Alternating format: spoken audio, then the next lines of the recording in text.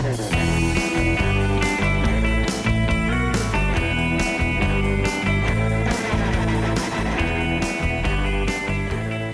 to The Spy Who Raised Me podcast. Conversations between a daughter and her father. Yes, you've guessed it, he was a spy. Hi, I'm Jane Craigie and I'm here with my dad, Iain Craigie. And we've had about 2.5 months where we haven't recorded, partly because of COVID and partly because Dad's been really busy, as have I. But Dad, tell us what you've been up to with the local community. Yeah, we with the pandemic and other pressures on village life, small village in Oxfordshire, I decided that this was a good time to look at options and how we could assist in doing what we should all be doing, and that is looking after this world of ours. And it kind of fitted in. It just happened that in the village, which is quite a privileged village in Oxfordshire, with a lot of big houses and a lot of land around, and oddly enough, they have some allotments. Now, I've been here for about 5 years, between 5 and 6 years, and ever since I've been here, I've looked at this field. It's about 1/3 of an acre, probably, that had never been used, and it was part of the allotment area. So I had an idea that maybe we could put it to some good use and have set up an allotment with a polytunnel, with a large polytunnel, which would include sustainability and growing food and nature, and there's a whole raft of things. It just seemed to fit in with the idea of setting it up.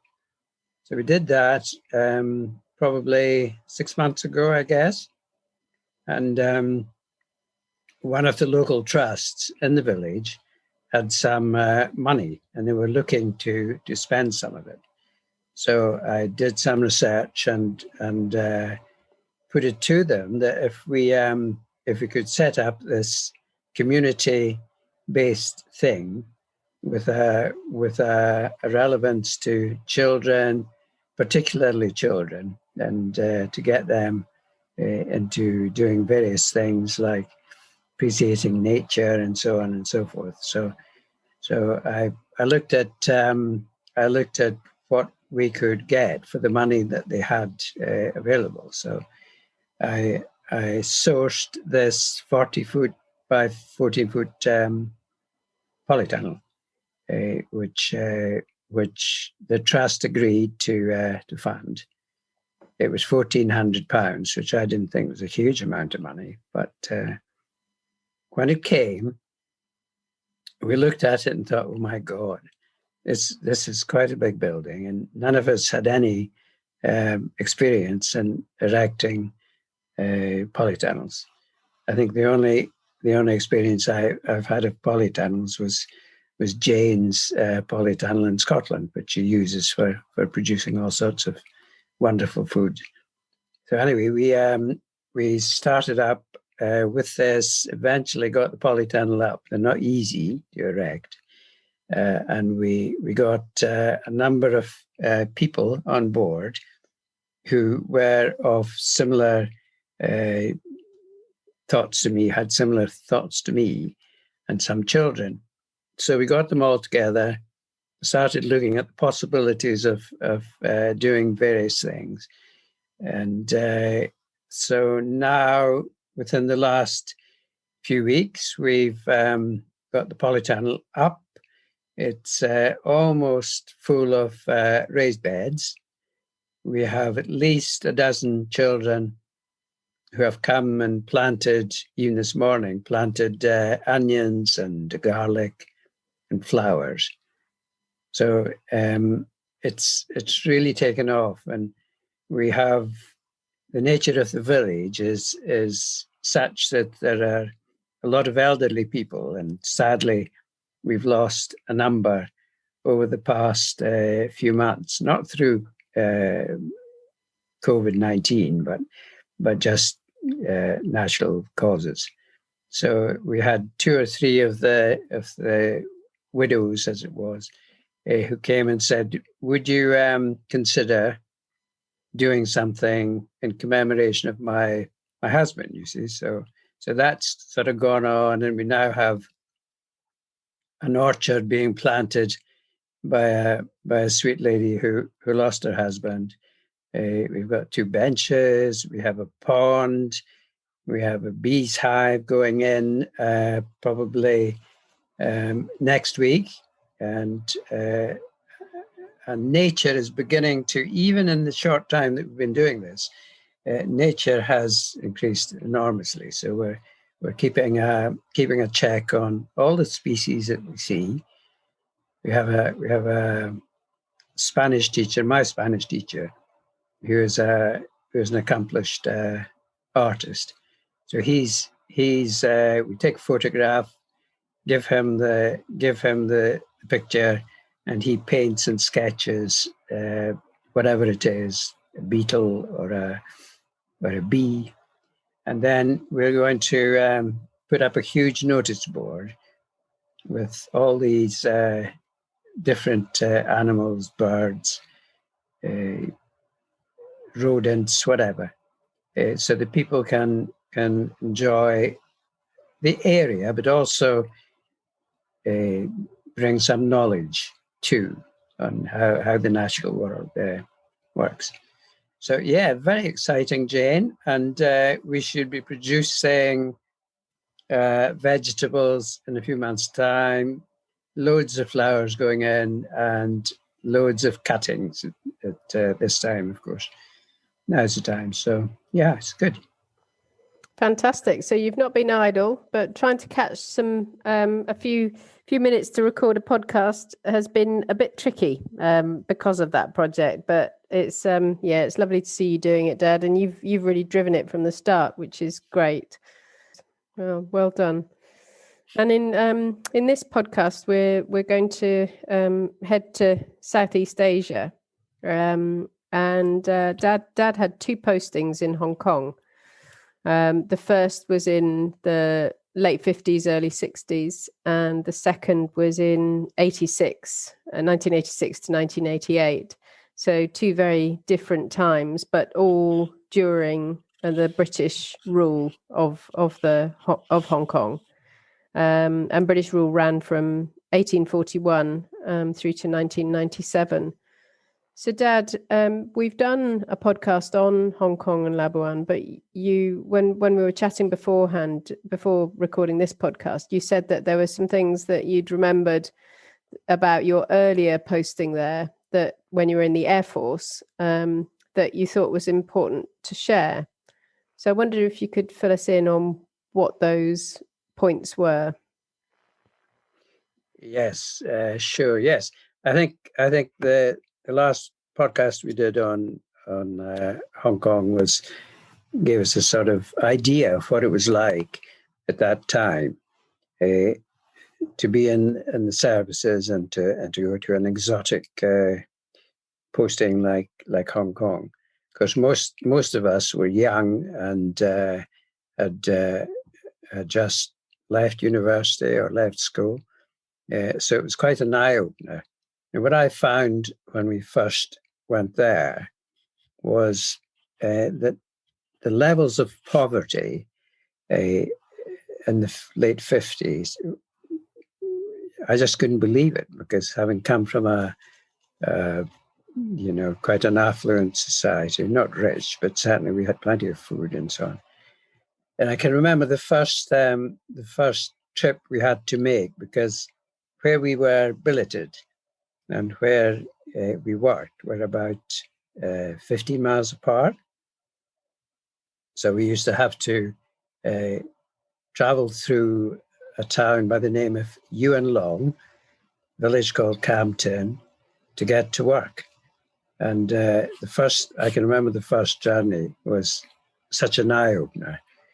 They had, it was very, very dirty town. It was poor, a lot of poverty, a lot of deprivation. And we drove through this town, and the first thing we noticed was an old lady lying wrapped up in old pieces of carpet, lying on the raised area between the two roads.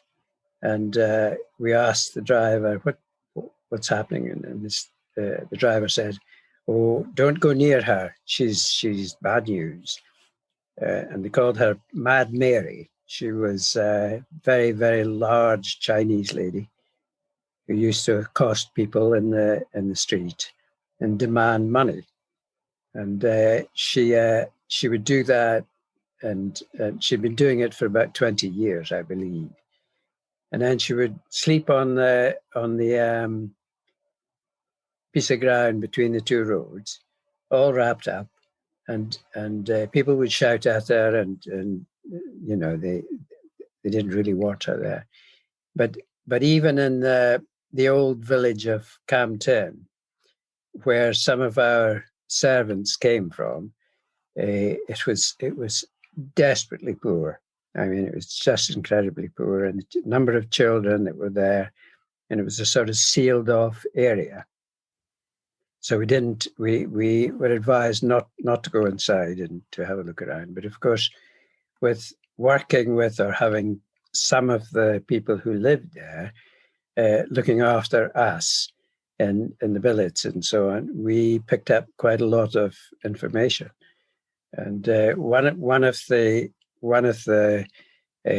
men who worked for us, we called him Dian Jai, because he had lost an eye, and Dian Jai is one-eyed in Cantonese. And he was incredibly thin, and we sort of used to try to look after him. Singh, the other one who worked for us, was less so. He was more organized and so on.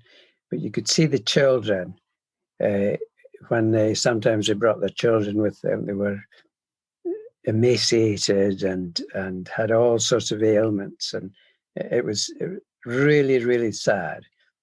But on the other side, our work was to do with China mainly. And of course, China at that time had such a huge population, not enough food to feed everyone, and they had a medical system that didn't actually work, and it was communist. So a lot of the inhabitants of various cities in China wanted to escape, naturally, because they couldn't get enough food. It was a very, very rigorous atmosphere, the whole thing.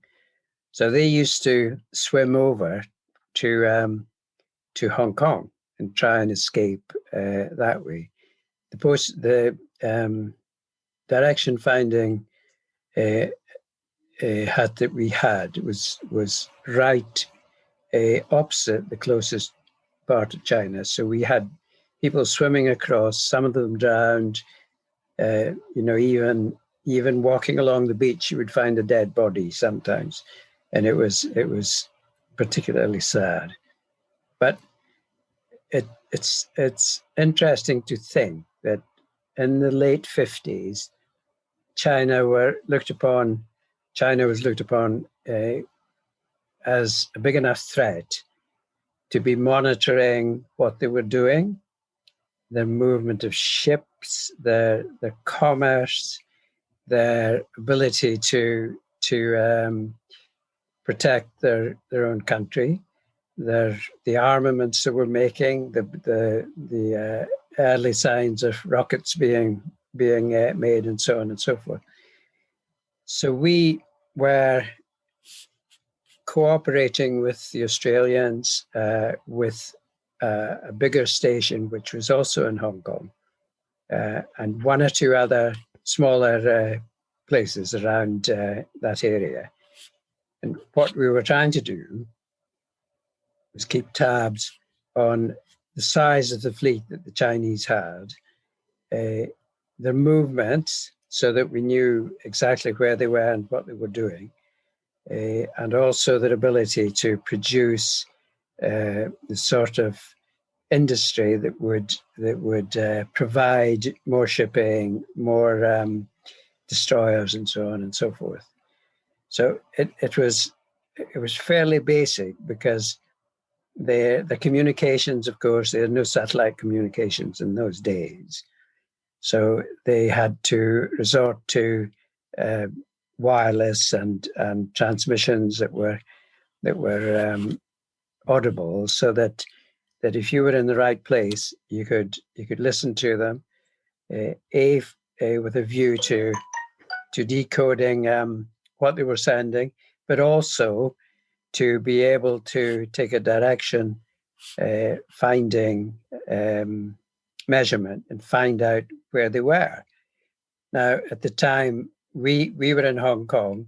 There's another 2 posts doing similar things in Australia, and there was another one. I think it was in Taiwan, but I couldn't be 100% sure on that. So, if someone, say in Australia, monitored a transmission from a ship, say, that was of interest, then they had to inform the network of surveillance stations like ours. And Saiwan, little Saiwan in Hong Kong was what was used by them to transmit information to us, so that we could locate the frequency that the activity was on, and take an HF bearing on it. So if all the stations that were involved in the network did that, that would almost exactly pinpoint the actual location of the ship, if it was a ship. So it worked in that way, but it wasn't as easy as that, because that information that we were receiving had to be encrypted, and had to be landline, because if you were transmitting that as a signal through the air, then if obviously the Chinese could monitor that and make a connection between the activity from the ship and our activity in providing information about the target. So everything had to be deadly serious.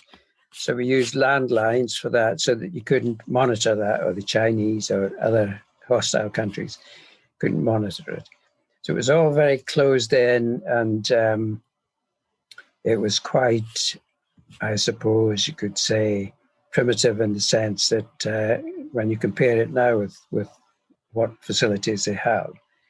But and the other thing was, in a social dimension, where we lived in a camp at Sekong, we had a mixture of people. We had the Royal Tank Regiment, we had Gurkhas, and it was quite close to I suppose you could say, places where uprisings took place now and again, because with the British being there and so on, there were a lot of Chinese like to stir up trouble wherever they could. So we had these fairly regularly, demonstrations, and a lot of damage was done during that time. So the Gurkhas were the tough guys who had to go and sort out demonstrations, and that was really scary, because we used to get the information, had to pass it on to the Gurkha control, and they would set off maybe 20 or 30 or 40 or 50 Gurkhas, and no one knew what was going to happen, because they were so reckless and so tough with the kukris. And I remember one incident when I think 14 of the demonstrators were killed before anyone could stop the Gurkhas. So it was quite ferocious lot. But yes, so getting back to the present, if you consider how we did things in those days and how low tech the various countries were in terms of communication and so on, to what is happening now with satellites and so on and so forth. It's there's so much has happened, and I think in future podcasts, what we will do is try and make some sense of that huge development in communications and satellite communications, and what effect that has in countries remaining as safe as they can. But it's happening at such a pace. There are so many things that are going on now that with money and technology and the fact that so many countries are trying to develop systems that are inviolable, like drones. I mean, drones are incredible instruments of war that can be controlled by satellite communication and so on. So basically, comparing then with now, there's virtually nothing that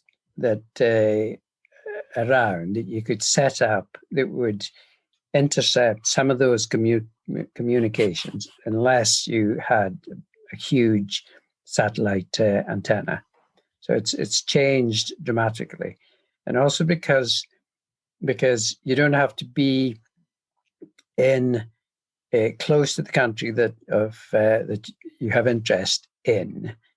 Because if you have a site somewhere like in the middle of Australia, like in America, like throughout Europe, where you can see satellites and you have a clear view from satellites, if you have the technology and you can record and store the information, the data that's being transmitted in those vehicles, then you have a much better chance of being able to crack the codes, if you like, and find out exactly what the strategic importance is of some of these links that they have created.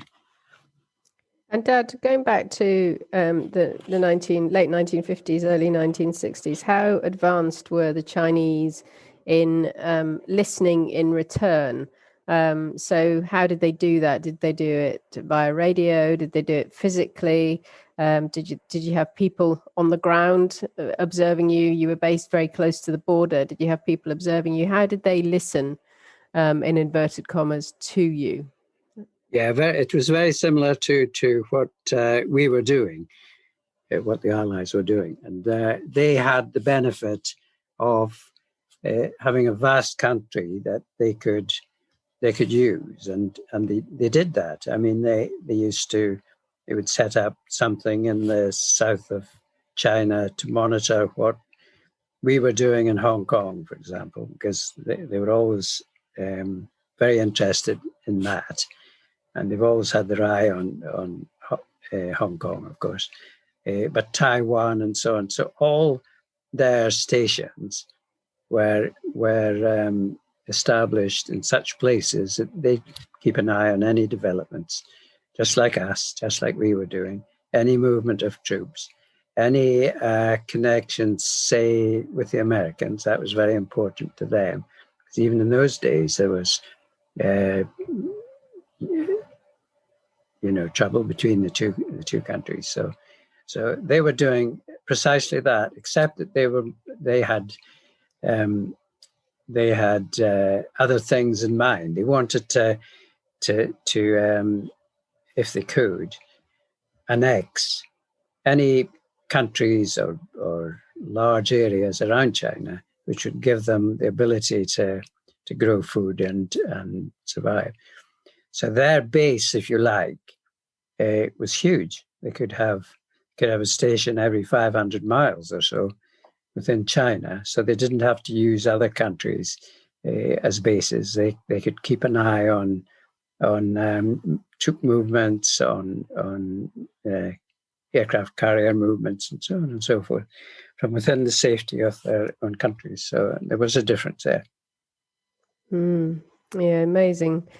And if you fast forward, so you were there in that early 60s era, late 50s, early 60s, and then you were there some decades later, from 86 to 88. How did what you were doing when you were with the Air Force in those early years, and then when you had joined GCHQ in the 80s, how did your intent, your focus change over the years? Was it still the same? Was it about listening to China, or had your involvement in the region changed? And if it had, how? I think it has obviously changed in the sense that monitoring satellite communications obviously brought in a huge amount of data. So it was very high tech. Everything was high tech. And whereas in the 1950s, 1960s, we would be sitting in a hut, perhaps 8 feet by 8 feet, listening to very bad Morse from various targets in a smoky atmosphere, sometimes miles and miles away from any other establishment. Whereas in the satellite era, it was totally different. It was like being in a huge high tech environment where everything was clean and sanitized, and huge pieces of equipment with data screens and so on. And in a situation like that, you didn't require nearly the number of people that you would in communications when HF frequencies were being used. So generally speaking, there'd be more space, it'd be a cleaner environment. And some of them you weren't allowed to smoke because it might affect the sensitive equipment. There were huge banks of computers processing the data, and it was just a totally different environment. And I think as the years went on, it because of the progress of computers, when they became more efficient and more powerful, that was a trend. We didn't need the space so much because the equipment was smaller and did more work. And then it became a difficulty with some of the postings, like in Hong Kong, was air conditioning, because you had to keep the equipment cool.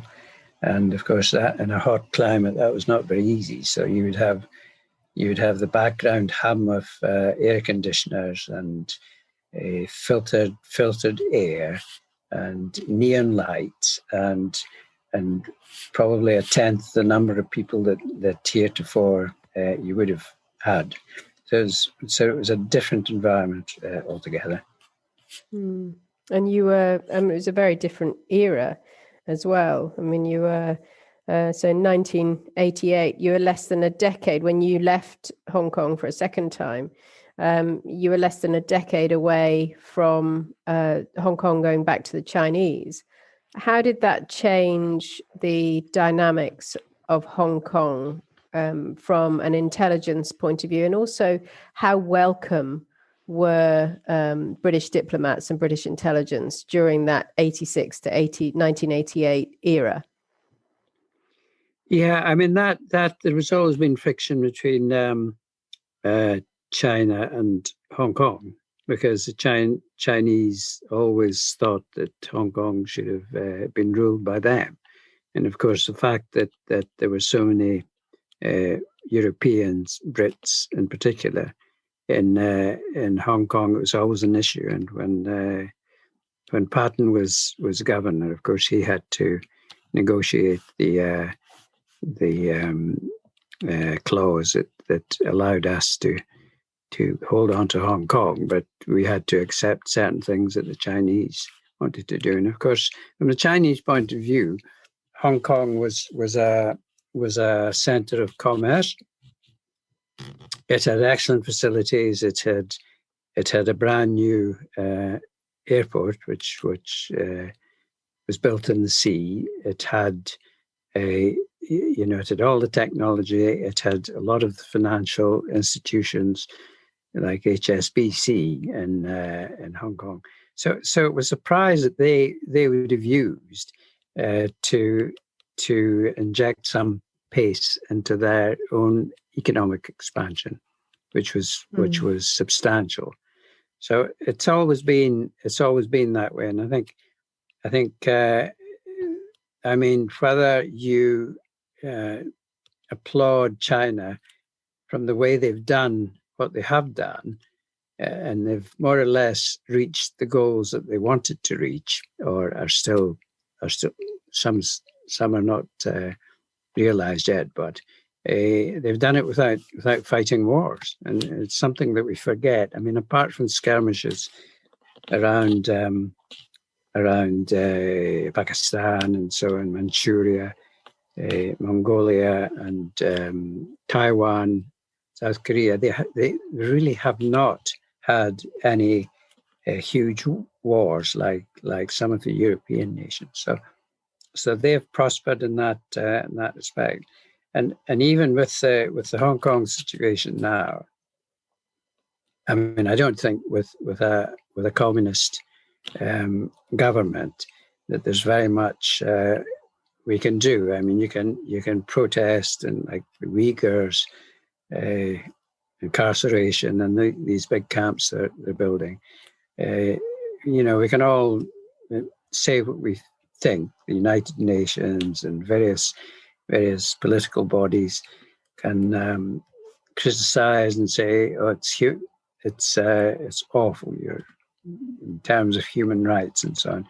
But the Chinese don't care. They just do what they have to do, and the repercussions have become so ineffectual that they just keep on doing what they're doing. But unlike some other countries who have a lot of bluff and bluster and don't work together, the Chinese have a different philosophy. They move into areas and take control. They don't negotiate. They just like in Tibet, like in Pakistan, they just walk in and they take over. And it's partly to do with the mass of people moving, and they're inundated, like in Tibet. It starts with a dribble, then it becomes a flood, and then it becomes, well, they're just, so many of them that you might as well call it Chinese. And I think that is a process that is happening now. And I think in the future, I don't see any way that much can be done about that, because no one's going to take China on and create another world war or something. I think they're just so canny now, and they've got so much of the power base in terms of commodities and materials, and that they've done that quietly and surreptitiously, in some ways legal, others illegal. But when you listen to some of the African nations, it's a mixed message you get when questions are asked about China. But one thing you can't blame them for is not improving the areas that they moved into. And even though it's all qualified, people now in Africa say, "Oh yeah, they gave us a job, not very well paid, but it keeps us going." So it's a very delicate balance that we have just now, and I think a lot of the intelligence communities are scratching their heads. They're not quite sure where to go. I mean, in terms of the internet and so on, it's such a powerful thing. I think the Chinese and the South Koreans are well advanced in that, and they're using it intelligently, whereas all the bluffing, boasting and so on of America and of Europe, less so Europe, we should be looking at those systems that the Chinese are setting up that allow them to subjugate countries and nations and to control what's happening just by the fact that they listen and they have the technology, like in Huawei, if that's a legitimate claim, to monitor what people are doing, and to some extent to affect the outcome of some of the big problems. Yeah, it's so true, Dad. And I think that the complexity of many nations' relationships with China now has been exacerbated by the COVID situation. You've got all sorts of country to country difficulties, like, for example, between China and Australia, between ourselves and China, linked to Huawei, between the US and China. And they seem to have been exacerbated by the power shift and the complexities of the COVID pandemic. What are your reflections on that, Dad?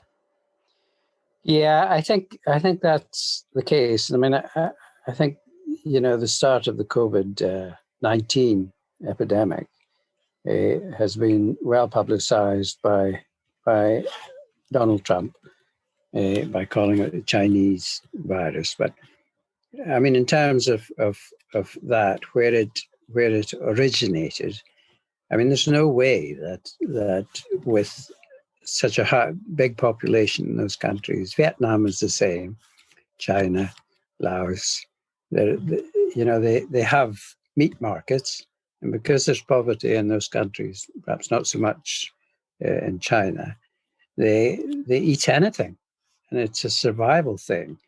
And the proximity of animals and human beings in the same market, cutting bits off the various animals, and lack of hygiene and so on. I mean, it's. I don't think there's a lot that can be done about that. And I think too that the backdrop to that in places like China is that their systems are probably something that they've got to look at some point, but they have such technology and such persistence in looking for cures and so on that they can't be brushed aside. I mean, we need them. We need them to cooperate and finding solutions for these viruses that afflict us.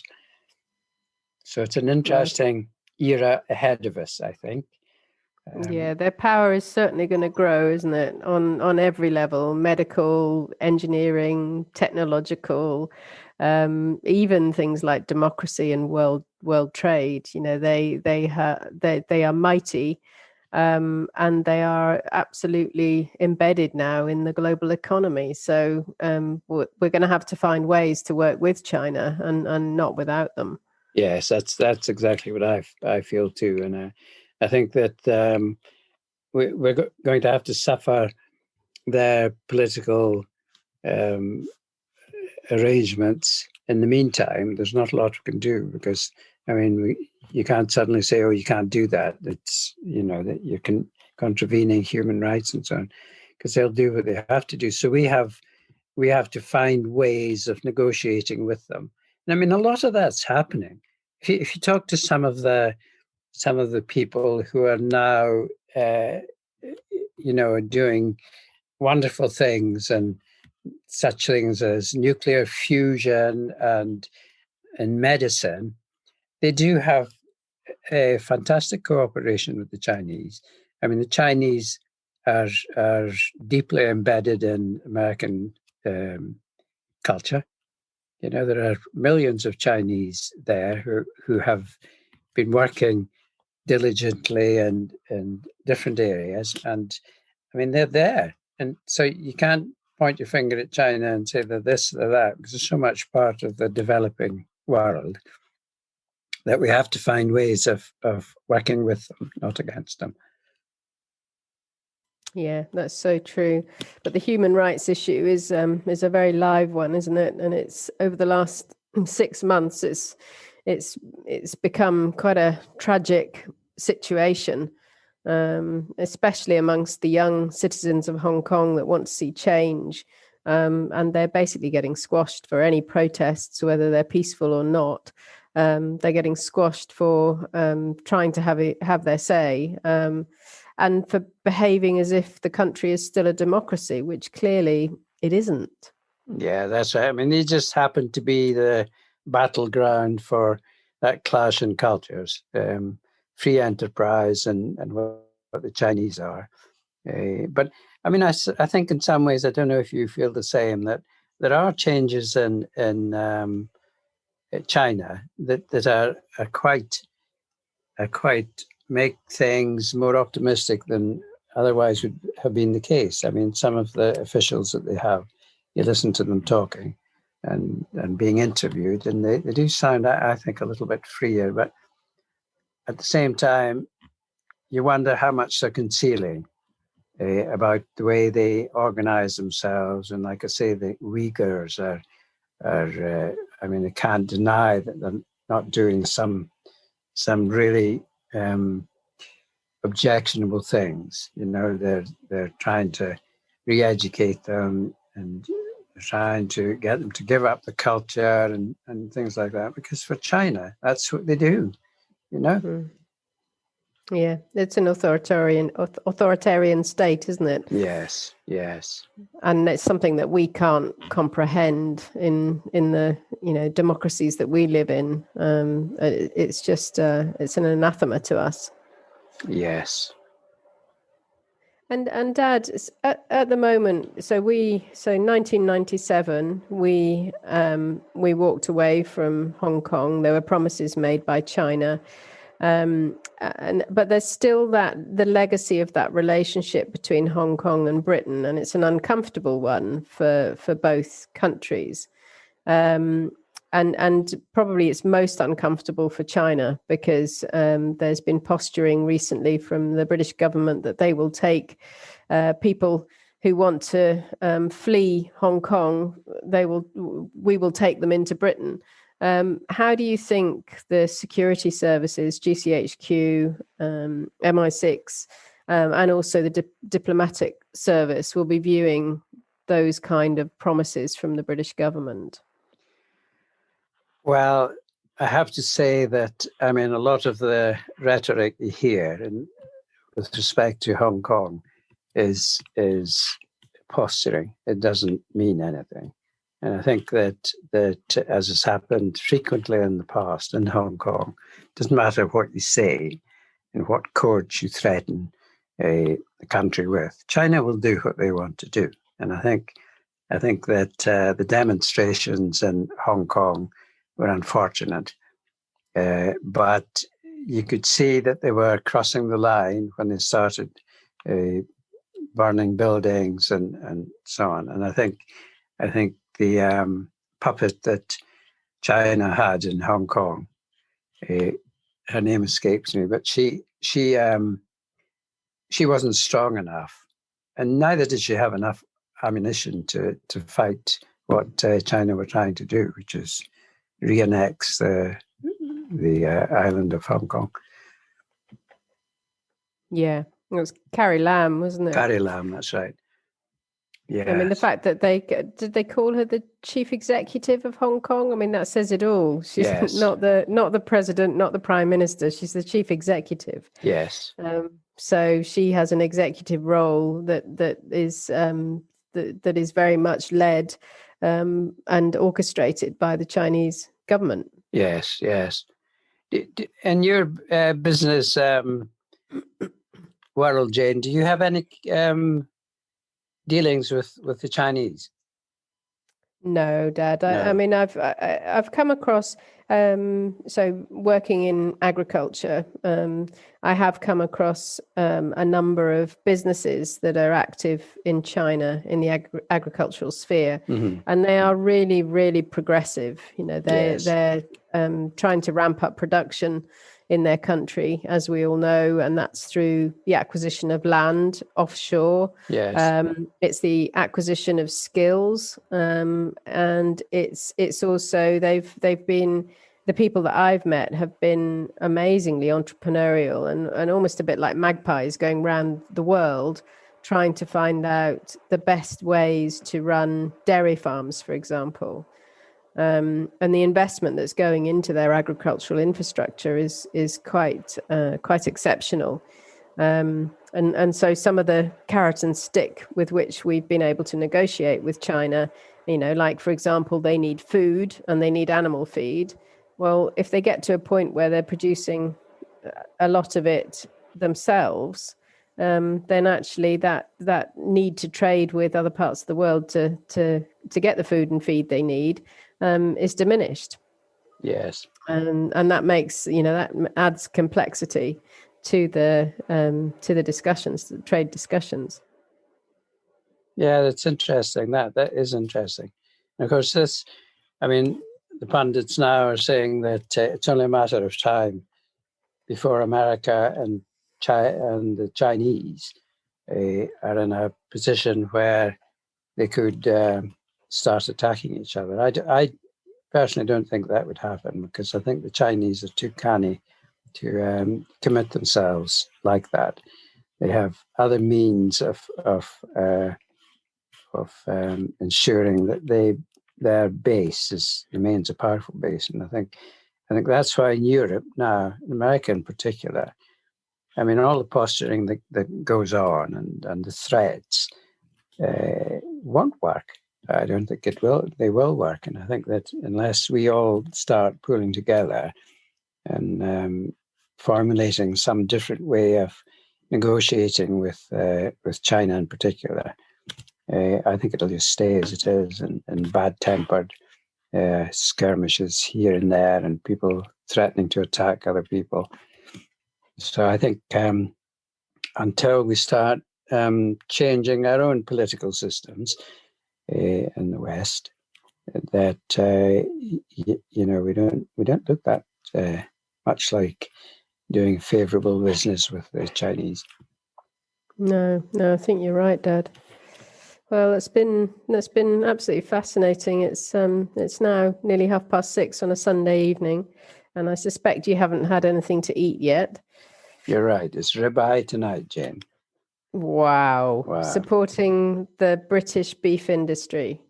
Yeah, it's fantastic. I need, at my age now, because today I've played tennis, I've done some physical work, I've done various things, and you need protein. And ribeye, I think, is one of the best forms of protein. But I don't eat a ribeye steak all at once. I have it, and I have one half one day and one half the following day. No, that's just, and you're so good at looking after your health. And I'm not going to say how old you are, but can you tell our listeners how old you are? Yeah, but I've got the age now that I forget, but it's 82. I am, so, and it's interesting. I do I do 2 sessions of exercise every week. It's about 40 minutes of a very tough South African guy in the squash courts. And we do 40 minutes of weights and so on, and the benefits I feel from that are enormous, not just physical but mental. And I find that if I have plenty of things to think about and to do, and projects and so on, that's the way to keep yourself not necessarily young but younger, I think, and I like it. So that's what I'm going to do for the rest of my 2 years or 3 years. Your next 20 years, Dad. I wish. We're gonna get up to 100 plus podcasts Well, over that'd be that something time. else, eh? Imagine that, wouldn't it? Doing stuff at the. But there are some people now that you see being interviewed, and with the pandemic that's happening, incredible what they're doing. 100, 101, 102, 103. Well, it's amazing. I was listening. I think I've sent you a link, and we'll end on this. But I sent you a link to the Declassified podcast, which was set up, I think, for people leaving the military, and just to give them, sort of ideas about what they can do when they get to Civvy Street. But one of the recordings, which was rerun from VE Day, was an interview with a guy called Dennis Brock, who had fought in the Second World War. What an amazing man. Not once did he talk of his suffering. Everything about the way he talked was positive and, reflective. And this guy was still bell ringing at the age of 100. And I think he was 101 when they interviewed him. If he wasn't, he was very, very close to 100. That's incredible. But it's well worth anybody listening. It was so humbling to listen to him. Yes, that's incredible. Eh? Yeah, but anyway, Dad, I'll leave you to your ribeye steak. Enjoy it. I wish I was eating it with you. Yeah, that'd be lovely. But it won't be too long, I guess, when we can. Get together, and at least we can communicate by whatever, WhatsApp, Zoom, and other platforms, eh? Exactly. Well, thank you ever so much, Dad. And next time, I think we will travel back to Turkey. Yes. Just before the first Gulf War. Yes, we love Turkey, don't we? We do. Yeah. Our favourite country. Okay. All right, Dad. Well, thank you ever so much. Thank you, Jenny.